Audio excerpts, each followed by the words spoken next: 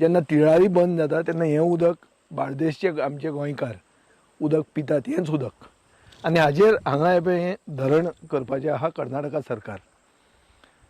हें सगळें जर जालें जाल्यार आमकां अशें दिसून येता की फक्त नॉर्थ गोवाच न्ही, कर्नाटकाचो प्लॅन आहा उगें सांग्यार थंय डायवर्शन करपाक।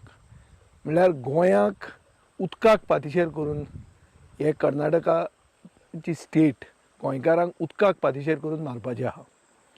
आमी कितलेंचदां म्हणलें, कितलेंचदां मुख्यमंत्र्याक याद करून दिली की जी म्हादय जी तूं म्हणटालो तुज्या आवय परस व्हडली म्हणून, हे म्हादय खातीर हे म्हादयची परिस्थिती आज कितें आहा, कर्नाटकान डायवर्जना खातीर कितें एक्टिविटीज चलयल्या हे पळोवपाक तरी वचून एक तोंड दाखय म्हणून मुख्यमंत्री एक काना मनार कसोच घेना। म्हूण आज आमी अशें चिंतलें की आमीच हांगा ग्रावंड झिरोचेर वचून पळयतले म्हणून आनी हें पळोवपाक आमी आदार घेतलो बाब राजेंद्र केरकाराचो।